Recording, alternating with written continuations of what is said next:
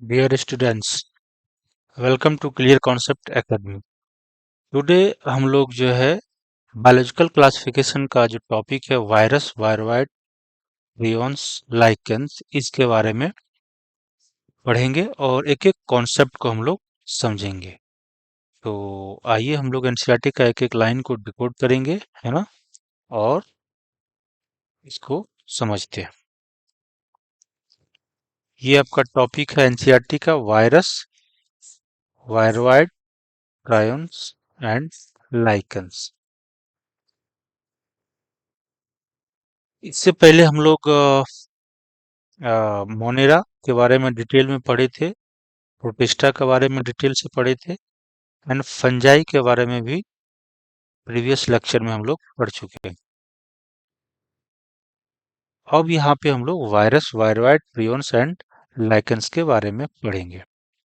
Actually क्या है कि ये जो ये सभी जो आपका ऑर्गेनिज्म है, खास करके वायरस, वायरोइड एंड प्रियॉन्स, ये तीनों जो है ए सेलुलर ऑर्गेनिज्म है। ये तीनों जो है ए सेलुलर ऑर्गेनिज्म के अंतर्गत इसको हम लोग कंसिडर करते हैं, क्योंकि ये सेल का बना हुआ नहीं है। और जो लाइकेन है ये हम लोग ऑलरेडी शायद इसको, हाँ, फंजाई जब पढ़ रहे थे तो वहां पे एल्गी एंड लाइकेन का एसोसिएशन में थोड़ा सा चर्चा किए थे। ये जो लाइकेन होता है, लाइकेन, वो एल्गी एंड फंजाई, इसके एसोसिएशन को हम लोग लाइकेन बोलते हैं। तो चूंकि ये इसमें ये तो दोनों सेलुलर है, ये भी सेलुलर है और ये भी सेलुलर ऑर्गेनिज्म है, सेलुलर ऑर्गेनिज्म है। बट ये ना तो प्योरली एल्गी है, ना ही प्योरली जो है फंजाई है। तो ये दो किंगडम का जो है ये एक मिक्सचर है, मिक्सचर है एक तरह से देखा जाए तो, plant kingdom and fungi kingdom का, है ना। तो इसीलिए ना तो इसको हम लोग प्योरली एल्गी कह सकते हैं और ना ही इसको हम लोग प्योरली फंजाई कह सकते हैं।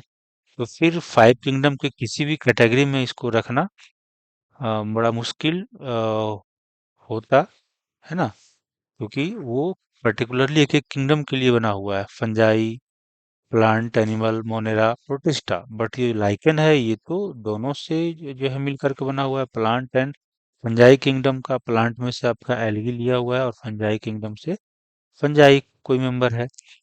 तो ये दोनों का मिक्सचर है, इसीलिए लाइकेन को फाइव किंगडम में कहीं पे इसको रखा नहीं गया है। और वायरस एंड वायरोइड और प्रायॉन्स जो है वो एज सेलुलर ऑर्गेनिज्म है, सेल का तो ये बना हुआ है ही नहीं। तो फिर इसको हम लोग फाइव किंगडम में कहीं पढ़े नहीं थे जो है। वही चीज यहाँ पे लिखा हुआ है, in the five kingdom classification of Whittaker, है ना, विटेकर के फाइव किंगडम क्लासिफिकेशन में there is no mention of lichens, lichens का कोई मेंशन नहीं है। And some acellular organism, जैसे वायरसेज, वायरोइड्स एंड प्रायॉन्स, ये सब ए सेलुलर ऑर्गेनिज्म है। ये कैसा ऑर्गेनिज्म है? ये सब ए सेलुलर ऑर्गेनिज्म है। कौन कौन? Virus, viroid and prions. तो यहाँ पे इसके बारे में लिखा हुआ है, these are briefly introduce here. इस सब के बारे में ब्रीफली हम लोग यहाँ पे पढ़ेंगे। All of us who have suffered the ill effect of common cold, है ना, हम लोग सभी कॉमन कोल्ड से जरूर कभी कभी न कभी सफर करते हैं, जिसको फ्लू भी बोलते हैं।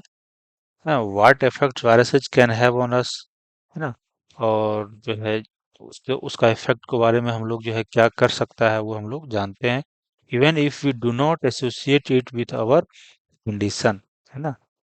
Viruses did not find a place in classification, viruses जो है वो क्लासिफिकेशन में कहीं पे इसको जगह नहीं दिया गया, since they are not considered truly living, ये ट्रूली लिविंग नहीं है, क्योंकि ये सेल के अंदर रहेंगे तभी लिविंग वाला बिहेवियर शो करता है। और आउटसाइड जो है वो इनर्ट पड़ा रहता है, नॉन लिविंग की तरह बिहेव करता है, इनर्ट पड़ा रहता है। फिर जैसे वो सेल के अंदर जाएगा, फिर से वो उसकी एक्टिविटी बढ़ जाती है और वो लिविंग की तरह बिहेव करने लगता है। यही चीज है, if we consider living as those organism that have a cell structure, जैसा कोई एक सेलुलर ऑर्गेनिज्म है ना बिहेव करता है, वैसा वायरस जो है बिहेव नहीं करता है, जब तक कि ये सेल के अंदर ना चला जाए। Viruses are non cellular organism, है ना, नॉन सेलुलर बोले या ए सेलुलर बोले, बात एक ही है। That are characterized by having an inner crystalline structure outside the living cell। तो आउटसाइड लिविंग सेल जो है, ये एक इनर्ट क्रिस्टलाइन स्ट्रक्चर के जैसा रहता है, इनर्ट क्रिस्टलाइन स्ट्रक्चर की तरह रहता है आउटसाइड द लिविंग सेल, है ना। तो ये आपका डायग्राम है ना, ये आपका डायग्राम है। ये टोबैको मोजैक वायरस का डायग्राम है। ये आपका जेनेटिक मटेरियल है, जो ये रेड रेड जो है आपका वीड्स जैसा स्ट्रक्चर दिखा रहा है, ये आपका आरएनए है। और इसके चारों तरफ जो है वो प्रोटीन का कोट बना हुआ रहता है। जैसे ये सब आपका कैप्सिड हो गया, ये जो चारों तरफ से ग्रीनिश कलर का है, ये प्रोटीन का बना हुआ है।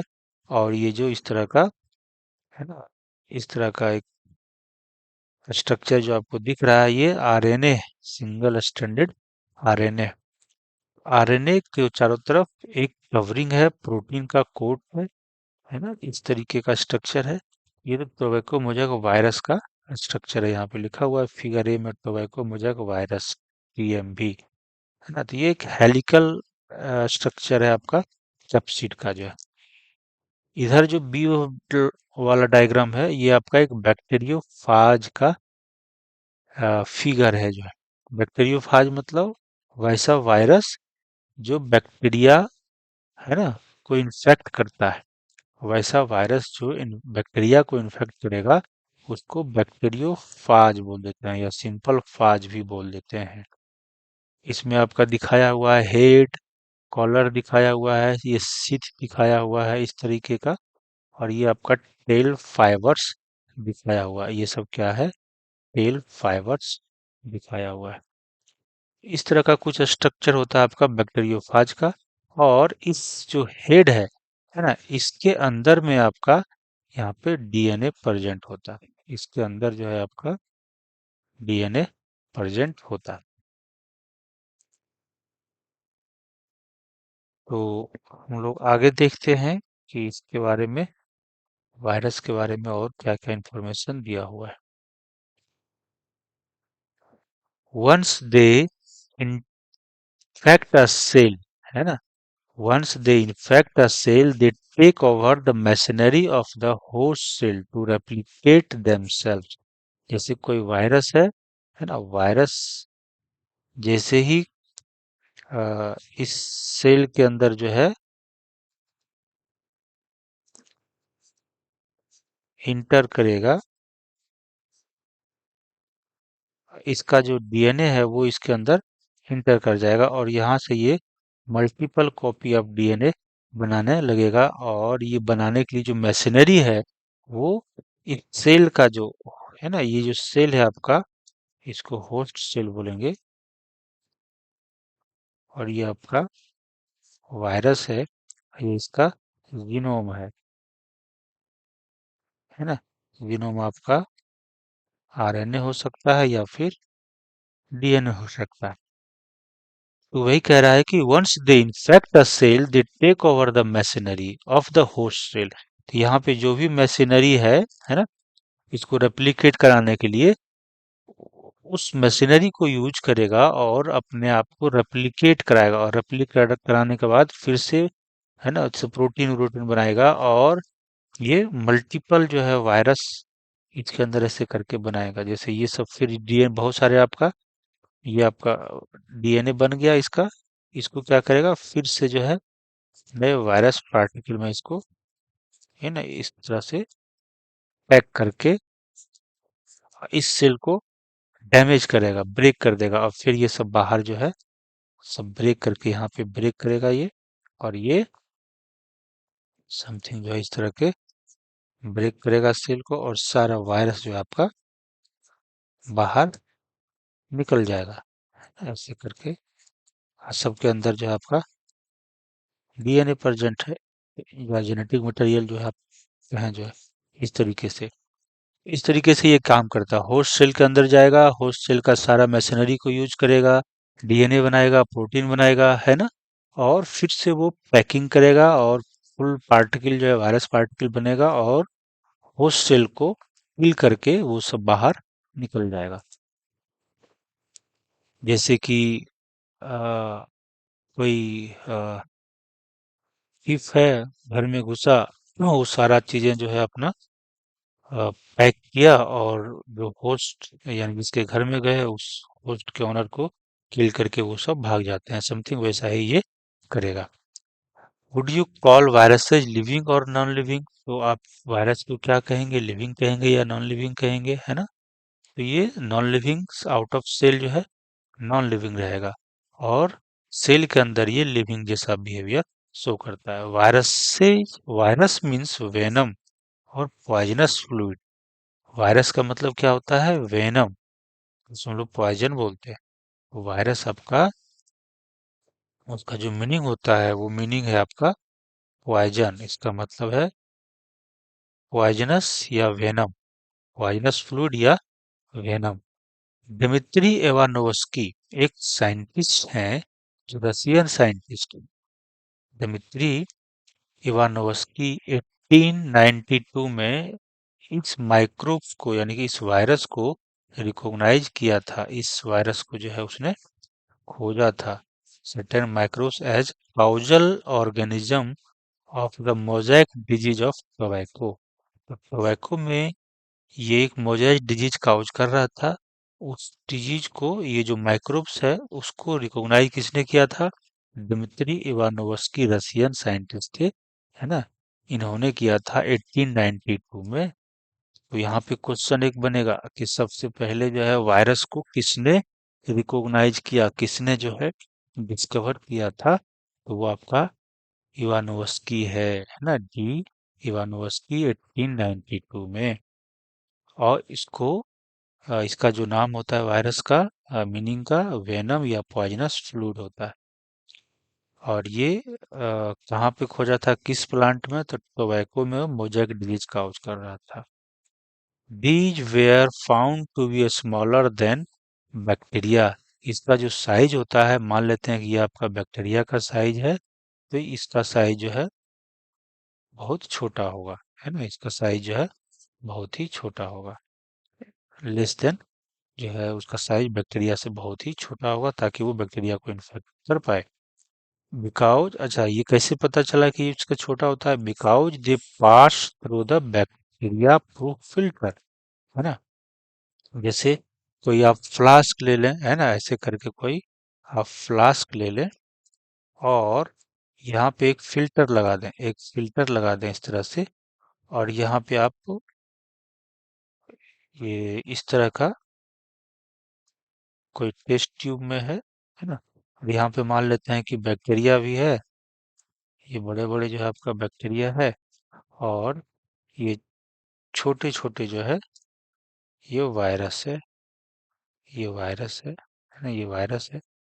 तो क्या पता चला कि इसमें जो है इसको अगर हम यहाँ पे,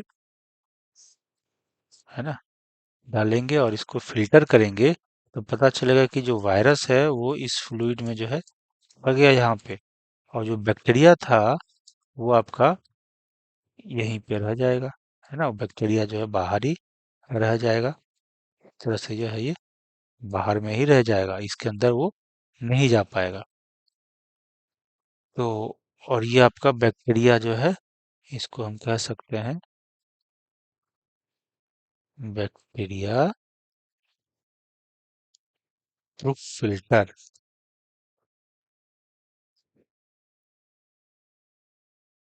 तो ये बैक्टीरिया प्रूफ फिल्टर है ना, इसमें जो पोर साइज होगा वो बैक्टीरिया के पोर साइज से छोटा होगा, जिससे कि बैक्टीरिया इसके अंदर नहीं जा पाए और वायरस जो है आपका, ये आपका वायरस है, ये सब क्या है, वायरस है, ये इसके अंदर बाहर रह जाएगा और ये जो आपका बैक्टीरिया है, ये आपका फिल्टर हो जाएगा ऊपर में जो है। तो इसी से पता चला कि जो वायरस का साइज है वो छोटा होता है। एम डब्ल्यू वेजरिंग, है ना, एक दूसरे साइंटिस्ट थे, जस्ट 6 साल बाद 1898 में demonstrated that the extract of the infected plant of tobacco could cause infection in healthy plant। तो उसने क्या किया कि एक हेल्दी प्लांट था टोबैको का, जो कि इस जो है टोबैको मोजैक वायरस से वो अफेक्टेड था, और उस प्लांट का एक्सट्रैक्ट लिया और हेल्दी प्लांट पे जो है उसको स्प्रे कर दिया एक तरह से। तो बाद में देखा कि जो हेल्दी प्लांट था वो इन्फेक्टेड हो गया, और इस तरीके से ही named the new pathogen as virus. तो एम डब्ल्यू बेजरिंग ने उस पैथोजेनिक जो ऑर्गेनिज्म था उसका नाम रख दिया वायरस, है ना, यानी कि ये पॉइजन है जो दूसरे को अफेक्ट कर देता है। तो वायरस जो नाम है किसके द्वारा दिया गया, एम डब्ल्यू वेजरिंग के द्वारा दिया गया, जो है एम डब्ल्यू वेजरिंग के द्वारा दिया गया। ये भी जो है यहाँ पे क्वेश्चन बने। तो ये यहाँ पर एक क्वेश्चन बनेगा कि इन्फेक्शियस जो लिविंग फ्लूइड है या कॉन्टेजियम वाइवम फ्लूइडम, इसके बारे में जो है किसने बात किया था या किसने बोला था, तो एम डब्ल्यू वेजरिंग ने, वेजरिनिक जो है कहा था जो है। अब दूसरा एक और साइंटिस्ट है, डब्ल्यू एम स्टैनले। इसने जो है, डब्ल्यू एम स्टैनले ने 1935 में show that virus could be crystallised and crystal consist largely of protein. कह रहा है कि जो वायरस है इसको क्रिस्टलाइज किया जाता है, क्रिस्टल जैसा स्ट्रक्चर बनाया जा सकता है। जैसे मान लेते हैं कि आपका ये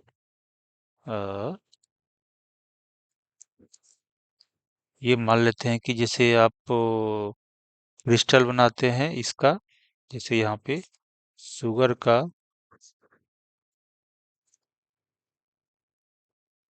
सॉल्यूशन है ना, ये शुगर का आपका सॉल्यूशन है। और इसमें आप जब टेम्परेचर को घटाएंगे, है ना, टेम्परेचर को आप जब लो करेंगे तो इसमें क्रिस्टल का फॉर्मेशन होता है, समथिंग इस तरह का, है ना। जैसे चीनी का जो आपका दाना देखते हैं उसी को हम लोग क्रिस्टल बोल देते हैं, है ना। ये हो गया आपका शुगर क्रिस्टल बनने लगा इसमें, है ना, ये जो आपका सॉल्यूशन था।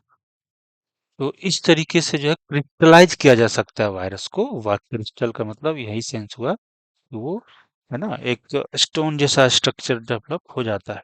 और उसने कहा कि ये लार्जली किसका बना होता है, तो प्रोटीन का बना होता है। यहाँ पर भी एक क्वेश्चन आपका बनता है, तो मैं हर एक लाइन को एम्फेसाइज कर रहा हूँ, उस पर प्रेशर दे रहा हूँ कि कहाँ कहाँ से क्वेश्चन पूछा जा सकता है। यहाँ पे बहुत सारे क्वेश्चन आपका हर एक लाइन से बन सकता है। किसने जो है वायरस को डिस्कवर किया था, किसने जो है ये नाम दिया था वायरस का, है ना, एम डब्ल्यू बेजेरिंग होगा। इसी ने कहा था जो फ्लूइड था, जो प्लांट, जो इन्फेक्टेड प्लांट था टोबैको का, उसका जो एक्सट्रैक्ट लिया था और हेल्दी प्लांट पे डाला, उसको बोला था कंटेजियम वाइवम फ्लूइडम, क्योंकि वो इन्फेक्शन काउज कर दे रहा था हेल्दी प्लांट पे जो है। उसके बाद स्टेनले आया।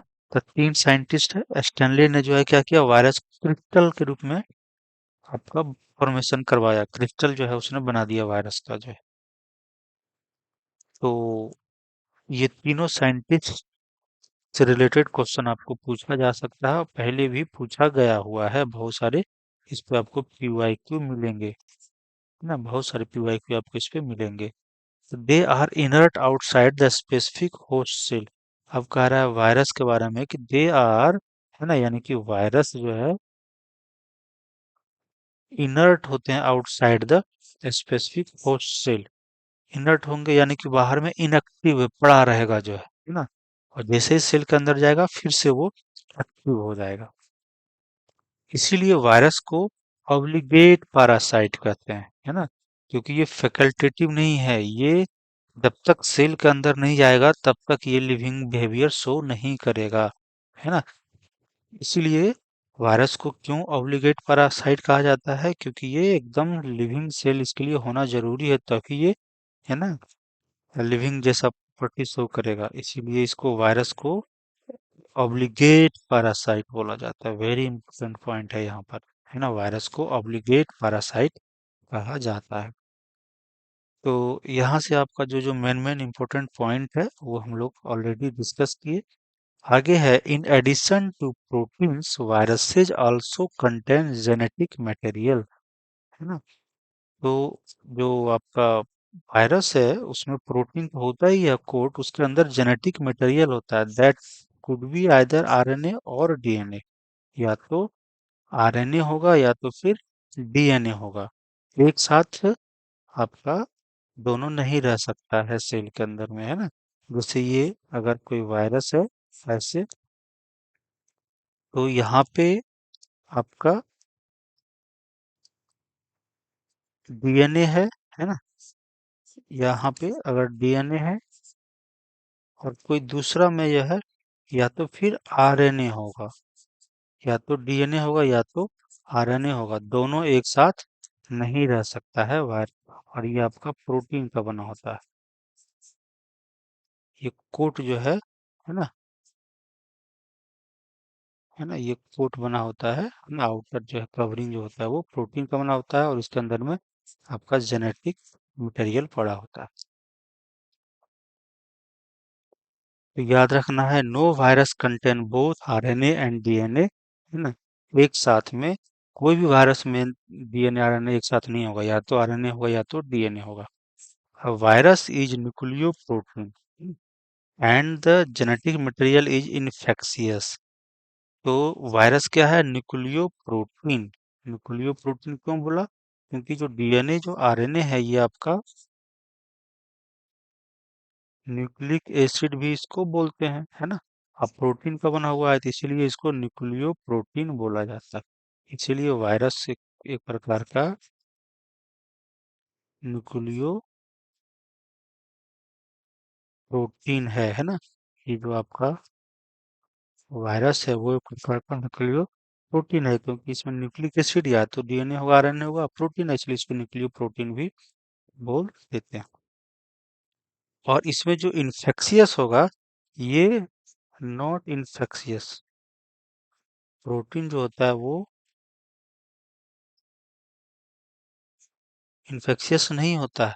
बट जो ये जेनेटिक मटेरियल आपका है, ये ये आपका जो है इन्फेक्शियस होता है ना।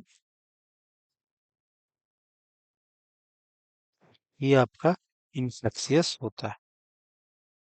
तो याद रखना है, जो आपका जेनेटिक मटेरियल है वो इन्फेक्शियस होता है। जेनेटिक मटेरियल जो है आपका इन्फेक्शियस होता है। ये स्टेटमेंट वाइज में क्वेश्चन आपका पूछा जा सकता है, या फिर इवन एमसीक्यू बना के पूछा जा सकता है।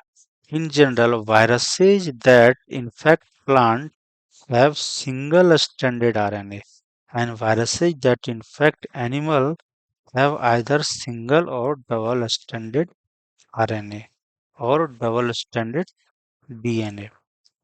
तो यहाँ पे बड़ा इंपॉर्टेंट पॉइंट है कि इन जनरल, है ना, सामान्यतः viruses that infect plant have single stranded RNA, है ना, and viruses that infect animals have either single or double stranded RNA और डबल स्टैंडर्ड डीएनए। तो यहाँ पे हम लोग ऐसे, जैसे ये वायरस है ना, अगर ये इन्फेक्ट कर रहा है प्लांट को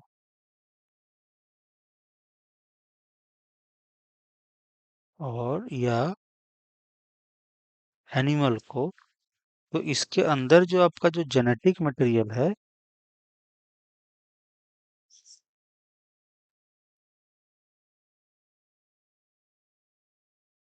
इन्फेक्ट कर रहा है प्लांट को या तो एनिमल को, तो जेनेटिक मटेरियल ऑफ वायरस क्या होगा? सिंगल स्ट्रैंडेड आरएनए, है ना? सिंगल स्ट्रैंडेड आरएनए होगा। और यहाँ पर जो जेनेटिक मटेरियल होगा,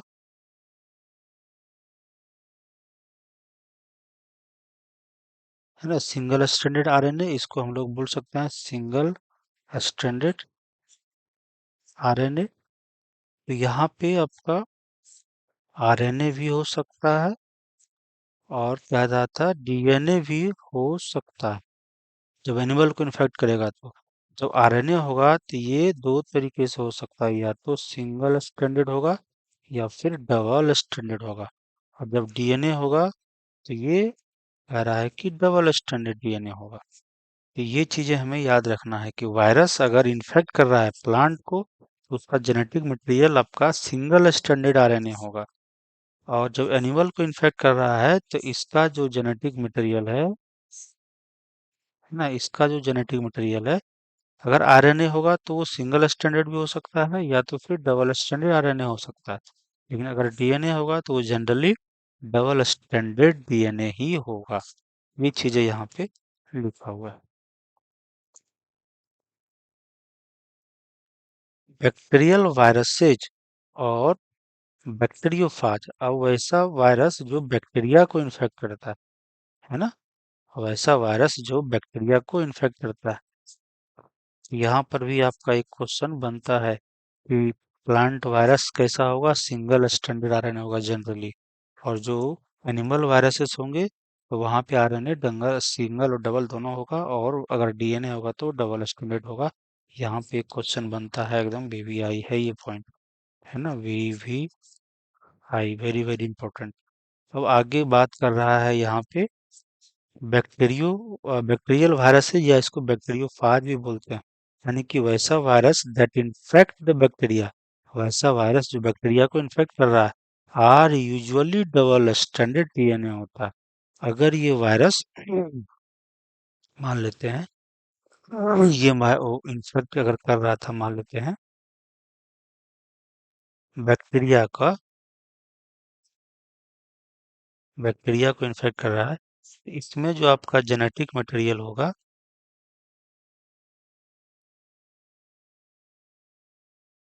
जेनेटिक जो मटेरियल होगा वो कह रहा है जनरली डबल स्टैंडर्ड डीएनए होगा। जनरली डबल स्टैंडर्ड डीएनए होता है, बट सिंगल स्टैंडर्ड भी हो सकता है ना। ये जनरल बोल रहा है, इन जनरल, बट तो एक्सेप्शनली जो है हर जगह आपको उपलब्ध है। तो ये हम लोग बहुत बार पढ़ेंगे बैक्टीरियोफाज, है ना, उसके बारे में पढ़ेंगे। ये कुछ एग्जांपल कि कहाँ पे जो है आपका सिंगल होता है, कहाँ पे आपका डबल होता है। जब हम लोग 12th का मोलिकुलर बायोलॉजी पढ़ेंगे वहाँ पे हम लोग डिस्कस करेंगे कि कुछ ऐसे जो है फाज हैं जहाँ पे सिंगल स्टैंडर्ड डीएनए भी होता है, but in general double stranded DNA ही होगा। वो चीजें यहाँ पे लिखा हुआ है कि अगर कोई वायरस है जो बैक्टीरिया को इन्फेक्ट कर रहा है, उसको या तो बैक्टीरियोफाज बोलेंगे या सिंपल बैक्टीरियल वायरसेज। और उसका जो डीएनए होगा, यानी उसका जो जेनेटिक मटेरियल होता है, वो डबल स्टैंडर्ड डीएनए होता है। फिगर 2.6 बी, है ना, यहाँ पे जो बैक्टीरियोफाज का दिखाया होता है फिगर, वो कह रहा है कि इस तरह का बैक्टीरियोफाज आपका होता है, इस तरह का आपका बैक्टीरियोफाज का एक फिगर दिखाया हुआ है। अब है आगे the protein code called capsid. Protein का जो कोड था वायरस का, उसको बोलते हैं कैप्सिड, है ना। जैसे ये आपका वायरस है और ये इसका जेनेटिक मटेरियल है, तो ये जो कोड था ये किसका बना हुआ है, प्रोटीन का बना हुआ। और इसी को कैप्सिड बोल देते हैं, इसी को हम लोग कैप्सिड बोल देते हैं, मेड ऑफ अ स्मॉल सब यूनिट कॉल्ड कैप्सोमेयर। और ये छोटे छोटे सब यूनिट के बना होगा, है ना। इसका जो सब यूनिट होगा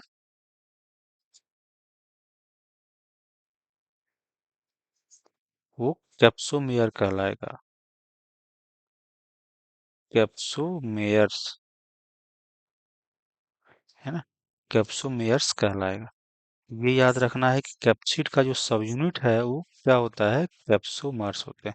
छोटे छोटे कैप्सोमर्स मिलकर के कैप्सिड बनाएगा। जैसे एक अगर दीवार की बात करते हैं, है ना, तो एक वॉल बनने में बहुत सारे ईंटा जो है, एक एक ब्रिक्स जो है, एक एक ईंटा को जोड़ेंगे तो आपका एक दीवार बन जाएगा चारों तरफ जो है, एक घर का। तो वो आपका दीवार हो गया प्रोटीन का, और जो प्रोटीन का जो सब यूनिट है वो आपका, या घर का जो सब यूनिट है वो दीवार का, वो ईंटा हो गया, तो यहाँ पे उसको कैप्सोमर मेयर्स बोल देंगे। और जो क्या करता है, अच्छा, कैप्सिड क्या करता है, प्रोटेक्ट द न्यूक्लिक एसिड। ये जो चारों तरफ आपका जो कोट है, ये न्यूक्लिक एसिड है ना,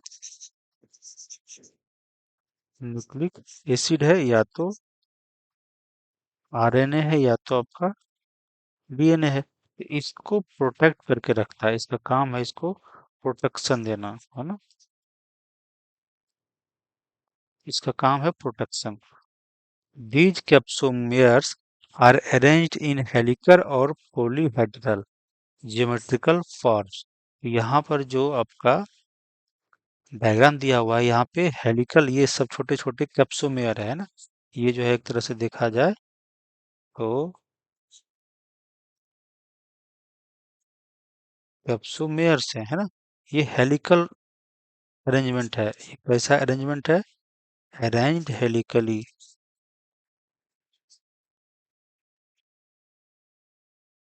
है ना, ऐसे करके अरेंज है, ऐसे करके अरेंज हो जाता है, ऐसे करके जो आपका हेलिकली अरेंज्ड है ना। ये देखिए ऐसे करके गया है ना, ऐसे करके, ऐसे करके, ऐसे करके हेलिकली अरेंज्ड है। और ये पॉलीहेड्रल है, ये जो है आपका पॉलीहेड्रल है। यहाँ पे देखा जाए तो जो कैप्सोमेयर होंगे वो पॉलीहेड्रल अरेंजमेंट है यहाँ पे कैप्सिड का, इसीलिए स्ट्रक्चर समथिंग ऐसा आपका दिख रहा है। तो यहाँ पे एक क्वेश्चन पूछेगा कि बैक्टीरियोफाज में कैसा है आपका कैप्सोमेयर का अरेंजमेंट, तो पॉलीहेड्रल। और टोबैकोमोजक वायरस में कैसे अरेंज्ड है कैप्सोमेयर्स, तो हेलिकली अरेंज्ड है। यहाँ पर ये आपका क्वेश्चन पूछेगा इस तरीके से। तो ये भी पॉइंट हमको याद रखने की जरूरत है। कैप्सोमेयर प्रोटेक्ट द, यानी कि जो कैप्सिड है प्रोटेक्ट करते हैं आपका न्यूक्लिक एसिड को। And these capsomeres are arranged in helical, है ना, या पॉलीहेड्रल ज्योमेट्रिक फॉर्म्स में। वायरसेज काउज डिजीज, और वायरस की वजह से कौन कौन सा डिजीज होता है, ये मम्प्स होते हैं ना, मम्प्स हो गया, स्मॉल पॉक्स, सब सुने होंगे, स्मॉल पॉक्स जब पूरे बॉडी पे छोटे छोटे छोटे जो है जो वो फोड़ा जैसा बन जाते हैं, पूरे शरीर पे स्मॉल पॉक्स होते हैं, चिकन पॉक्स, ये सब आप सुने होंगे। मम्प्स जो होते हैं वो आपका एक वायरल डिजीज है। जैसे कि आप ये, है ना, ये आपका अगर इस तरीके से,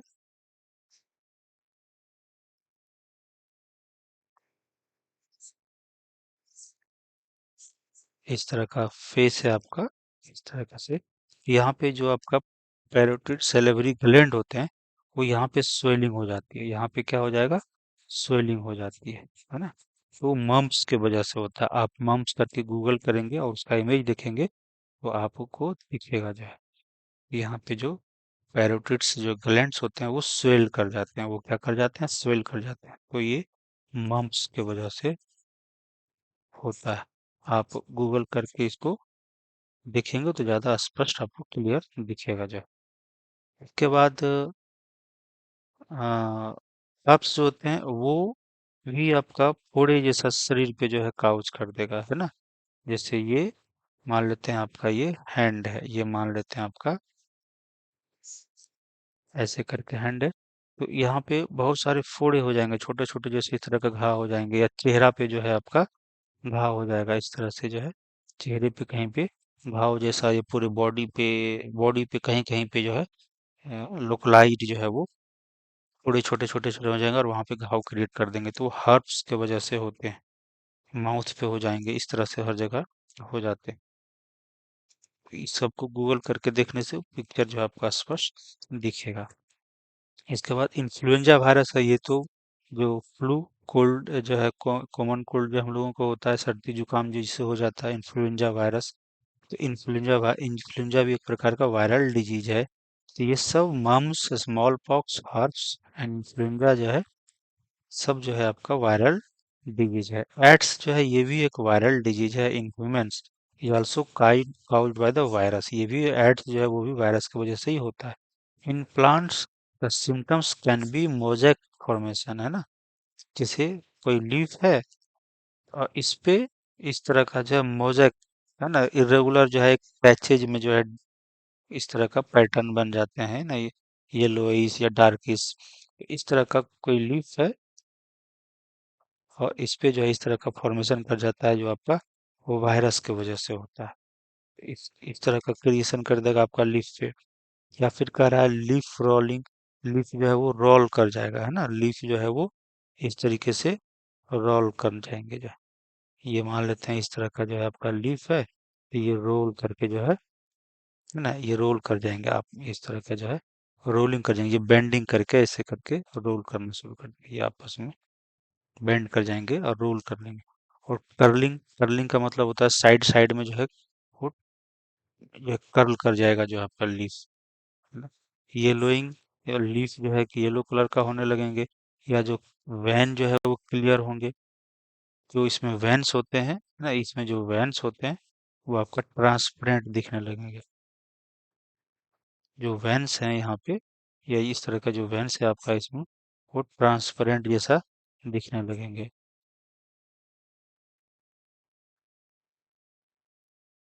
ट्रांसपेरेंट जो आपका हो जाएगा, तो इसको बोलते हैं वैन क्लियरिंग या ड्वार्फिंग। अगर जो पेड़ है और स्टंट ग्रोथ, तो वो पेड़ जो है उसमें ग्रोथ आपको नहीं दिखेगा, है ना।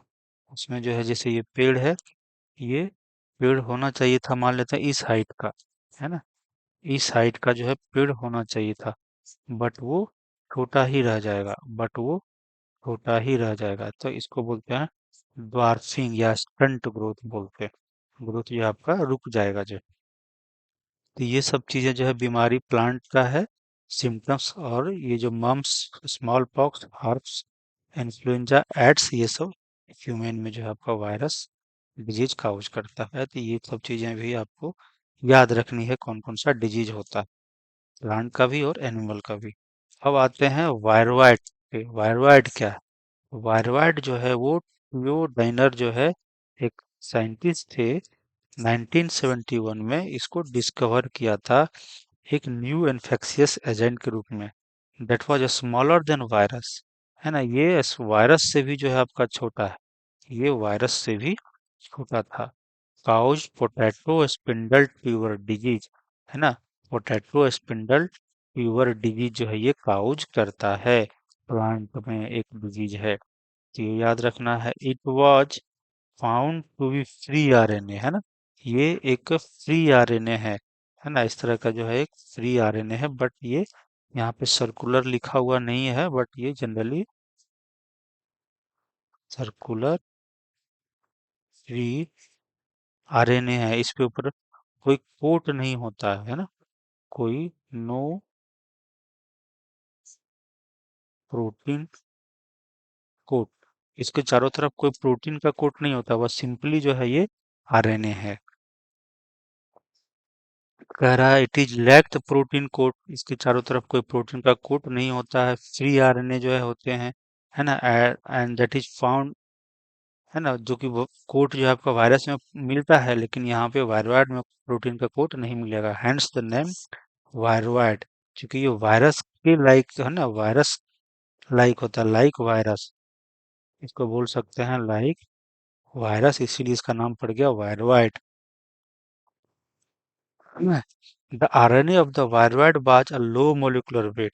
और ये जो आपका जो आरएनए है, ये आपका लो मोलिकुलर वेट का होता है। ये भी याद, हाई मोलिकुलर वेट दे सकता है ना।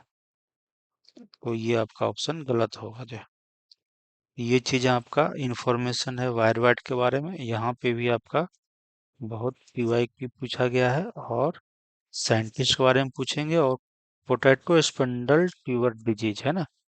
पोटैटो स्पिंडल फीवर डिजीज जो है ये काउज करता है, ये याद रखना है। पीएसटी वायरॉइड की वजह से होता है ना। एक ही डिजीज है जो याद रखनी है, पोटैटो से रिलेटेड है। आगे है prions. In modern medicine certain infectious neurological diseases were found to be transmitted by ना एन एजेंट। कह रहा है कि जो मॉडर्न मेडिसिन है, in modern medicine certain infectious neurological जो डिजीजेज हैं were found to be transmitted by an agent consisting of abnormally folded protein. कोई प्रोटीन है ना। मान लेते हैं कि कोई आपका प्रोटीन है ना। ये प्रोटीन है, अमीनो एसिड का जो सीक्वेंस है, पेप्टाइड है, पॉलीपेप्टाइड।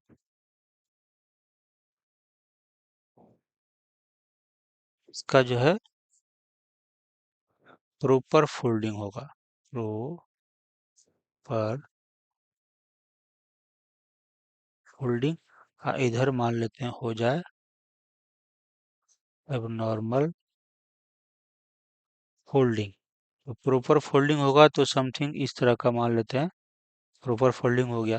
लेकिन एबनॉर्मल फोल्डिंग अगर हो जाए इस एमिनो एसिड का, है ना, तो समथिंग जो है कुछ इस तरह का स्ट्रक्चर बना दिया, ऐसे करके फोल्ड हो गया। तो ये एबनॉर्मल फोल्डिंग हो गई, तो इसके वजह से ये इन्फेक्शियस हो जाता है ना। ये जो है इन्फेक्शियस हो जाता है और ये नॉर्मल फंक्शन करता है। नॉर्मल फंक्शन जो है उसका वो करेगा, है ना। नॉट इन्फेक्शियस, बट जो एबनॉर्मल फोल्डेड प्रोटीन है वो इन्फेक्शियस हो जाता है, यानी कि ये डिजीज काउज करने लगता है। इसी को हम लोग बोल देते हैं प्रायोन। इसी को हम लोग बोल देते हैं प्रायोन। तो ये चीजें यहाँ पे दिया हुआ है कि एबनॉर्मली फोल्डेड जो है प्रोटीन होता है वही आपका ये प्रायोन यानी कि इन्फेक्शियस हो जाते हैं और डिजीज डेवलप करने लगता है। Agent was similar in size to virus, but जो इसका साइज है वो वायरस के साइज के बराबर होते हैं ना। साइज जो है वो इसका इक्वल होता है, जितना वायरस का लगभग होता है उतना ही इसका साइज होता है। ये भी जो है आपको याद रखना है। तो वायरॉइड का साइज वायरस से छोटा होता है, लेकिन प्रियन का साइज वायरस के कंपैरेटिवली जो है इक्वल ही होता है।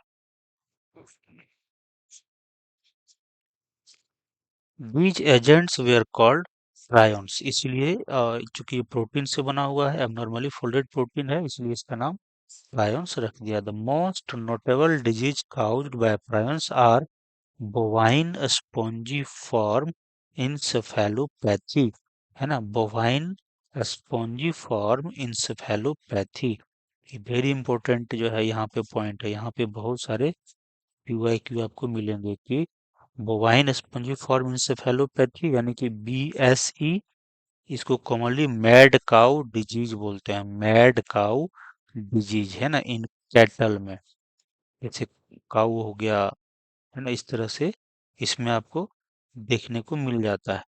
इसमें क्या होते हैं, ब्रेन जो होते हैं वो ना डैमेज होने लगते हैं, है ना। यहाँ पे चूंकि लिखा हुआ है कि ये न्यूरोलॉजिकल डिजीज है, ये कैसा डिजीज डेवलप करता है, न्यूरोलॉजिकल, ब्रेन से रिलेटेड है ना। ये आपका ब्रेन से रिलेटेड डिजीज काउज करता है। तो ब्रेन आपका जो न्यूरॉन्स हैं वो डैमेज होने लगते हैं, ब्रेन का जो नर्वस टिश्यू है वो डैमेज होने लगते हैं। और ये बीमारी जो है पहले तो आपका जो इनका इंक्यूबेशन पीरियड है वो 4-5 साल तक है, यानी इन्फेक्शन हुआ तो इमिडिएटली तुरंत सिम्टम नहीं दिखते हैं, है ना। 4-5 साल लग सकते हैं, काऊ वाऊ में जो है 10 साल लग सकता है। तो धीरे धीरे धीरे धीरे धीरे जो है वो फिर 10 साल 5 साल हो जाएंगे तब उसमें सिम्टम्स अपीयर शुरू हो जाता है, यानी कि वो उसका जो है वीकनेस उसमें होने लगेंगे, मूवमेंट पे जो कंट्रोल है वो जो है खत्म होने लगेगा, है ना। या इस तरह की चीजें जो है उसमें होने लगेंगे और वो मेमोरी जो है उसका धीरे धीरे लॉस होने लगेंगे, बहुत सारे चीजें होने लगेंगे, वो एज ए पागल की तरह जो है बिहेव करने लगता है जो है। और जैसे सिम्टम्स अपीयर होते हैं विद इन जो है मंथ, है ना, या 1 साल के अंदर 6 महीने 2 महीने से ज़्यादा वो फिर सरवाइव नहीं करते हैं, वो डैमेज हो जाए मतलब मर जाते हैं। और इसका कोई क्योर अभी तक नहीं है ना, इसका कोई जो है इलाज अभी तक नहीं है। तो इसलिए ये एक तरह से काऊ को या जो कैटल्स हैं उसको पागल जैसा बना देता है। और इमिडिएटली जब तक इंक्यूबेशन है, जब तक वो सिम्टम्स डेवलप नहीं हुआ है, तब तक तो वो जिंदा मतलब अच्छा तरीके से बिहेव करेगा। लेकिन धीरे धीरे जब सिम्टम्स आने लगेंगे, यानी कि वो उसका प्रभाव जो है अब दिखने लगेगा, और जब उसका इफेक्ट दिखने लगेगा तो फिर वो एनिमल जो है ज्यादा दिन तक सरवाइव नहीं कर पाते हैं। इसीलिए इसको मैड काउ डिजीज भी बोलते हैं in cattle. It's analogous variants, है ना, इसका एक एनालोगस है जो ह्यूमन में होता है, उसको बोलते हैं श्री सीआर जेकब डिजीज, है ना, सीआर, है ना, ये एक साइंटिस्ट का नाम थे, तो उससे जो है ये इसका नाम पड़ा है सीआर जेकब डिजीज जो है। ये ह्यूमन में होते हैं। सपोज दैट कोई काऊ का जो है विफ जो है, जो अफेक्टेड है, काऊ जो बीएसई से अफेक्टेड है, मेड काऊ डिजीज से अफेक्टेड है, और उसका जो है वो मीट कोई ह्यूमन जो है उसका कंज्यूम करता है, तो इस तरह का सिम्टम्स आपका ह्यूमन में भी डेवलप हो जाता है, उसको भी इस तरह का बीमारी जो है हो जाता है, जैसा आपका एनिमल में था। तो वह यहाँ पे उसका नाम दे देते हैं CJD, है ना, सीआर जेकब डिजीज जो है नाम था। और यहाँ पर भी उस ह्यूमन का जो ब्रेन है वो धीरे धीरे डैमेज होने लगते हैं। यहाँ पर भी ब्रेन जो है आपका डैमेज होने लगेंगे, और वो उसमें पागलपन आने लगेंगे, डिमेंशिया होने लगेंगे, वीकनेस होने लगेंगे, बॉडी जो है कि उसका कंट्रोल नहीं रहेगा, है ना, वो अच्छे से चल फिर नहीं पाएगा इस तरह से। और जब सिम्टम्स अपीयर हो गया, चाहे वो ह्यूमन हो या कैटल हो, ये इनक्योरेबल है, तो फिर विद इन ईयर्स वो आदमी का डेथ हो जाता है। तो बड़ा ही खतरनाक डिजीज काउज करता है। बट बहुत ये यूके में इस तरह से या यूनाइटेड किंगडम में, ब्रिटेन में इस तरह से बहुत देखा गया। और ये बहुत रेयर डिजीज है ना, बहुत मिलियंस में एक आध दो आदमी का होता है। बट होता है तो ये बड़ा खतरनाक होता है। बस इसको सिम्टम्स को हम अ, थोड़ा सा रोक सकते हैं, यानी कि जैसे कोई पेन है तो पेन को कम कर सकते हैं। इस तरह का चीजें जो है आपका, सिर्फ उसको आप मिनिमाइज कर सकते हैं, बट उसको पूरी तरह से आप खत्म नहीं कर सकते हैं। लाइकेन है। लाइकेन के बारे में हम लोग ऑलरेडी पढ़े थे कि लाइकेन्स आर सिम्बायोटिक एसोसिएशन, है ना, यानी कि ये म्यूचुअली यूजफुल एसोसिएशन है किसके बीच में, एल्गी एंड फंजाई के बीच में जो है। Algal component is known as phycobiont. जो एल्गल पार्ट है उसको हम लोग बोलते हैं फाइकोबायोंट। फाइको मतलब प्लांट, है ना, इसलिए इसको बोलते हैं फाइकोबायोंट। और जो फंगल कंपोनेंट है, माइको, माइको मतलब फंगस से रिलेटेड है, इसीलिए इसको माइकोबायोंट बोलते हैं। तो ये भी क्वेश्चन यहाँ पर बनता है कि एल्गल पार्ट को क्या बोलते हैं और फंगल पार्ट को क्या बोलते हैं। अब यहाँ पे which are autotrophic and heterotrophic. तो जो फाइकोबायंट है वो ऑटोट्रॉफिक है, और जो माइकोबायंट है वो हेट्रोट्रॉफिक है respectively. Algae prepare food for fungi. क्योंकि एल्गी ऑटोट्रॉफिक है, फोटोसिंथेसिस कर सकता है, तो ये फंजाई के लिए खाना बनाता है। And fungi provide shelter and absorb mineral nutrients and water for its partner. और फंजाई क्या करेगा, इसको न्यूट्रिएंट्स ऑब्जर्व करके देगा, है ना, वाटर जो है आपका एब्जॉर्ब करके देगा, शेल्टर भी प्रोवाइड करता है जो है। तो जैसे मान लेते हैं कि ये है, मान लेते हैं कि यहाँ पे आपका ये इस तरह से एल्गी है ना, एल्गी जो है आपका सॉरी फंजाई है, इसका हाइफा जो है बहुत दूर दूर तक जो है फैला रहता है ना। मान लेते हैं यहाँ पे कोई वाटर का सोर्स है, सपोज दैट यहाँ पे वाटर का सोर्स है,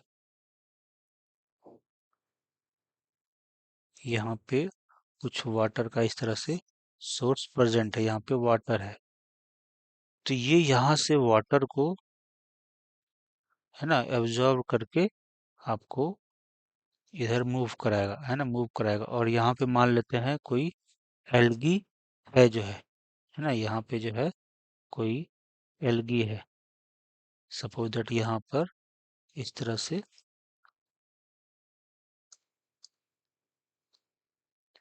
ये इस तरीके से जो है एल्गी जो है ग्रो है। यहाँ पे मान लेते हैं उसका राइजोइट्स प्रेजेंट है। तो राइजोइट्स जो है ये, यहाँ पे वाटर की उपलब्धता नहीं है ना, या यहाँ पे जो मिनरल्स हैं वो अब धीरे धीरे जो है खत्म हो चुका है। तो ये आपका एल्गी है, ये जो है आपका एल्गी है।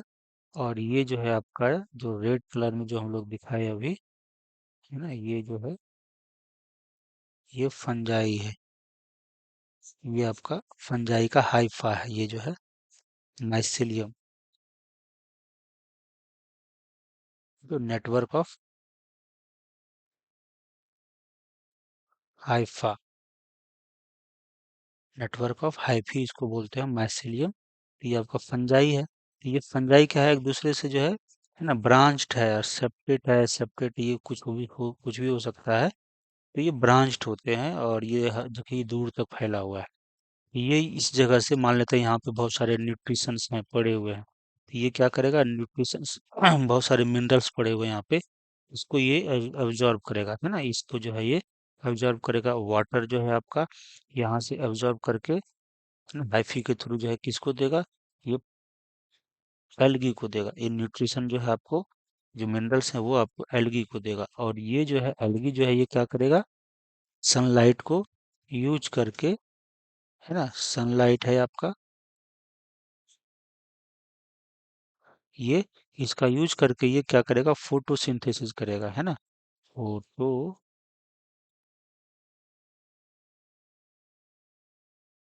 फोटोसिंथेसिस करेगा और ये क्या बनाएगा, फूड बनाएगा। क्या बनाएगा, फूड, जो कि आपका यहाँ पे प्रेजेंट है ना, क्लोरोप्लास्ट के जो है हर सेल में प्रेजेंट है जो है। और यहाँ से फूड जो है वो हाइफा, ये जो फंजाई है उसको फूड प्रोवाइड कराएगा, है ना। इस हाइफा को जो है ये फूड जो है प्रोवाइड करेगा।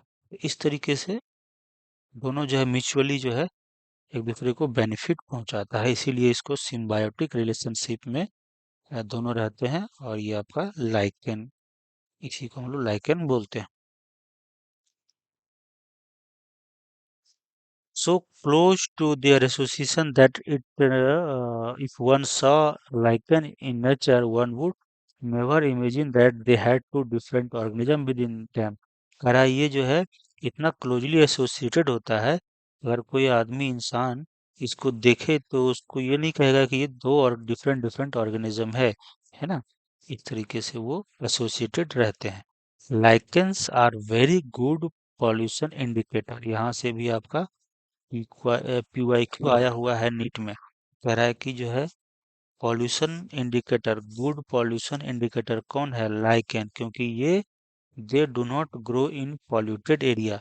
अगर कोई पॉल्यूटेड एरिया है वहां पे आप लाइकेन को ग्रो करवाना चाहेंगे तो वो नहीं ग्रो करेगा।